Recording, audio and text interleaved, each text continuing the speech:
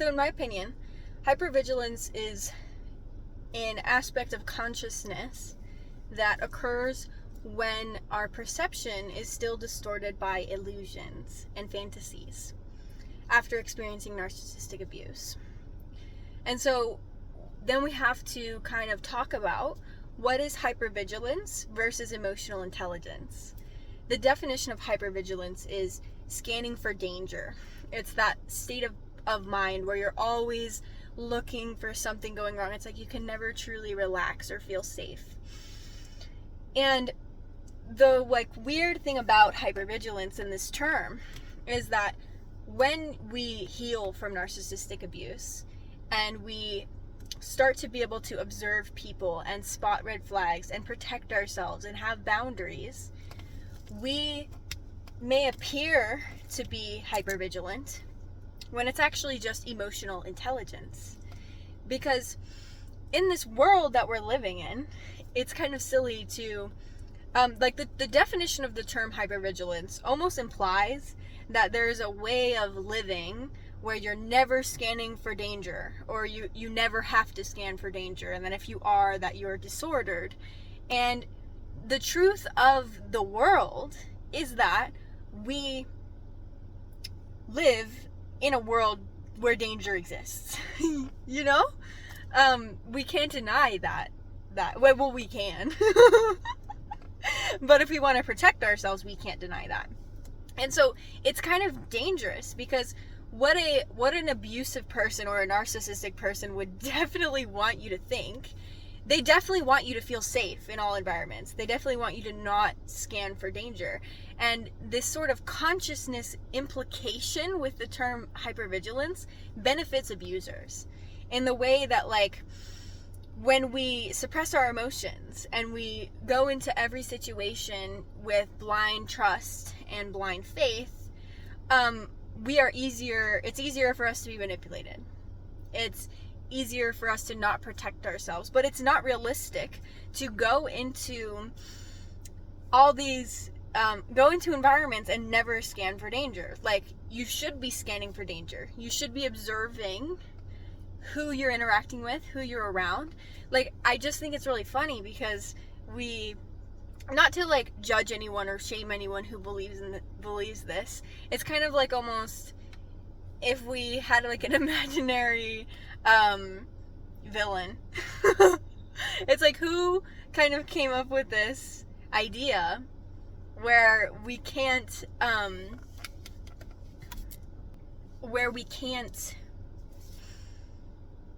shouldn't protect ourselves or scan for danger. And it's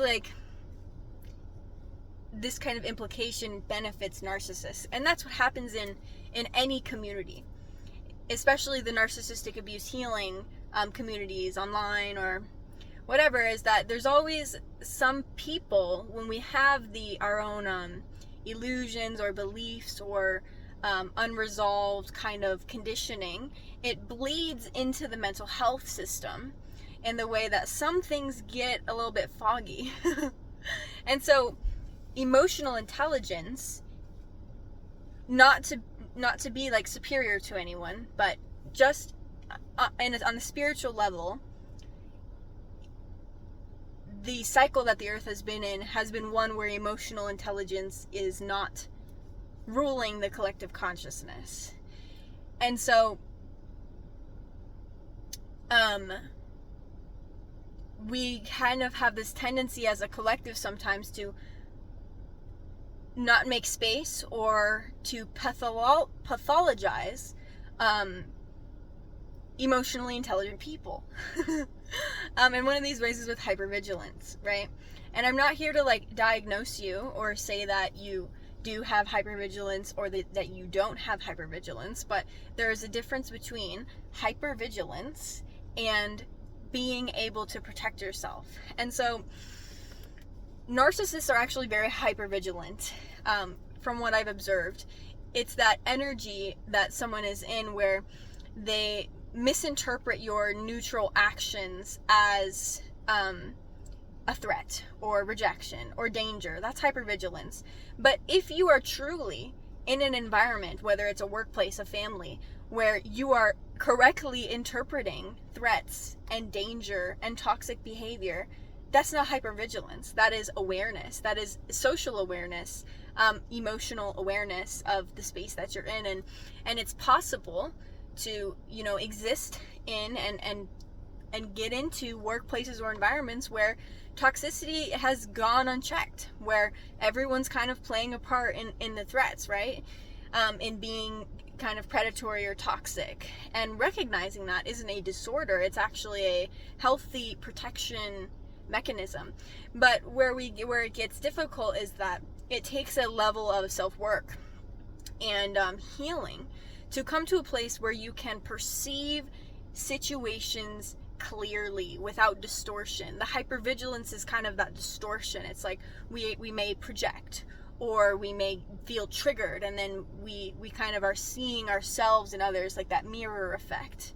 And I've done a lot of healing myself, and even as I continue to do my own inner work and learning, because there's always more evolution that can come, I still notice some places where I project, where I have a sort of mirroring that can happen within my consciousness. So everyone has that. But when people haven't started their journeys of inner work and consciousness expansion, this happens on a more extreme level where there's kind of projection everywhere, and that creates that kind of walking on eggshells energy that you may experience with narcissists and narcissistic abuse, where anything you do is interpreted as a threat. And there's a more sinister kind of link that we can to give with hypervigilance and narcissistic abuse, how hypervigilance actually really and narcissistic abuse kind of work together for the narcissist, because with this hypervigilant kind of consciousness where they're always looking for rejection or misinterpreting your actions or seeing you do something wrong,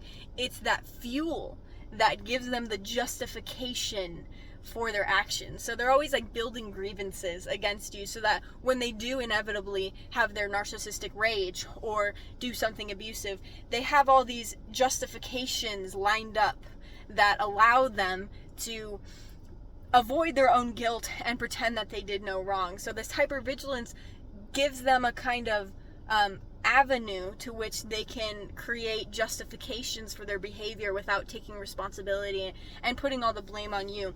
And narcissists really will do this. You will see this in your relationships with them, where you can be perfect. You can walk away from every argument. You can stay calm in every argument, and they will still need to find those grievances against you because it's necessary for them to justify their actions against you. So hypervigilance is a piece of the web that allows narcissists to thrive and exist in their way of being. And so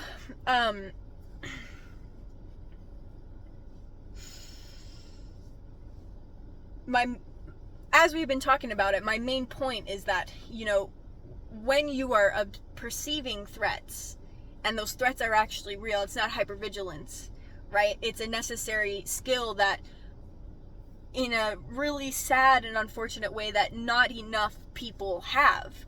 The ability to recognize when there is danger in front of you, recognize who is dangerous and who's not. A lot of people become the danger to protect themselves from dangerous people, when there's another avenue that isn't as common in the collective today, and that is to be able to observe. And the ability to protect yourself from danger and accurately identify danger always comes from the ability to perceive clearly, dissolving illusions in the consciousness. Working through your triggers, because that's what abusers really rely on with you, is your triggers. It's like they trigger a traumatic moment that kind of can suck you back in to those same emotions, to the same traumatic past, and it makes it harder to recognize what is happening in front of you. Perception is really important in the healing as well, because narcissists, especially narcissistic abuse, healing circles, when an average person thinks of a narcissist, we think they always act calm around others. They abuse you in private, but they act charismatic in front of others. And I want to challenge this, because the narcissist is never calm. The narcissist is never charismatic. They cast an illusion and other people perceive that illusion. They have illusions in their consciousness. When they meet someone with illusions in their consciousness, those illusions match. So they're never truly calm. I mean, for me, when I meet narcissistic people, or when I've come across them and they're kind of, I wouldn't say they're calm. It's like the energy that they give us is a mask. Like underneath, there's something happening, but they don't look calm. They kind of look like they've got a sludge over their energy field, you know what I mean? And so someone with like observational perception skills, clear perception skills, can recognize that narcissists were never really calm and charismatic. They were casting an illusion, and you fell for that illusion, right? And I've been there too, falling for all the illusions. And so even like some narcissists even can go as far as like projecting anxiety. Like, it's not about calm and charisma. Oftentimes the narcissist manipulation is about mirroring you. So if you're calm, the narcissist may appear calm. If the narcissist sees anxiety in you, they might mirror you by acting anxious, literally putting on a performance of anxiety in front of you. To whatever will pull on your empathy or manipulate you is how they're going to portray themselves to you. But it's not really about this blanket statement of like narcissists are always calm and charismatic and whatever. It's whatever they need to be that will trigger your trauma, that will trigger your illusions, that will manipulate you. That's kind of what narcissists are. And that's the narcissistic hypervigilance as well, is like when we are in this observational state of consciousness with emotional intelligence, I feel safe. We feel safe in our bodies and in our life because we trust ourselves to protect ourselves. Even if we're in a dangerous environment, we don't feel unsafe unless the environment has literally become unsafe, right? But it's like you can still feel safe around the threats because you know that your observational skills are used to protect you from them. Whereas with narcissists, their hypervigilance kind of looks like they're constantly monitoring everyone around them. It's like this monitoring spirit energy. They're looking at this, they're looking at this and looking at this, and with their distorted perception, a lot of what they're observing is their own thoughts, is their own projections, is their especially with people who have overconfidence in their own thoughts, a lot of their observations are thoughts and assumptions that they have just automatically taken as right and true, but aren't actually true, right? And so the difference between hypervigilance and emotional intelligence is like, with hypervigilance, it's serving some sort of ego. With emotional intelligence, it's serving you consciously to protect you, to keep you safe. Because really, like, if we break down the foundations of current society, it's like many of us didn't learn these skills in childhood, in schools. We didn't learn how to regulate our emotions, how to observe people clearly, how to recognize a predator or recognize social danger or stand up for ourselves. We didn't learn those things. But if we stripped away all this conditioning that we had in our past, what we would recognize is that the skills of emotional intelligence are really how humans really, I don't want to say should, but in a safer, healthier world, how humans would be. We would be observational. We would trust ourselves to protect ourselves. We would be able to see people clearly. So, yeah. I think that this term hypervigilance can sometimes be a form of gaslighting, right? Because especially if you're in a system, whether it's a workplace, a family, a community, where you are genuinely surrounded by toxic people or predatory people, labeling your survival instincts and feelings and your body's natural intelligence as hypervigilance can be a problem, right?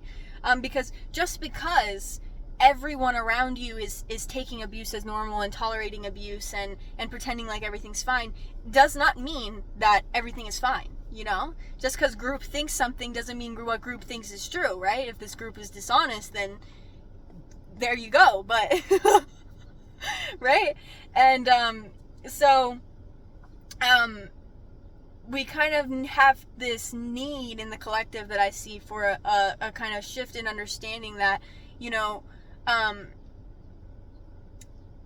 there's almost like this limit, is what I want to say, that some people hold of the human body. It's almost like, you know, it's not possible to heal from abuse and be able to protect yourself from it in a true way.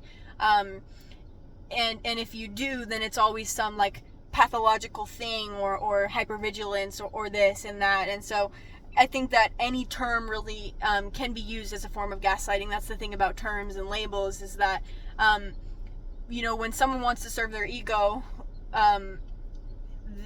they can use anything, right?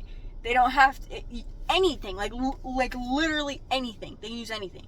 So any term, any community, anything can be used to serve someone's ego. And let's go back a little bit to this hypervigilance and serving the ego. It's like when the narcissist sees a threat, it serves their ego by giving them fuel to justify their abuse. When the narcissist is hypervigilant and sees a threat, it gives them fuel to play the victim. It gives them attention because they can gossip and they can spread rumors and lies and all those things. And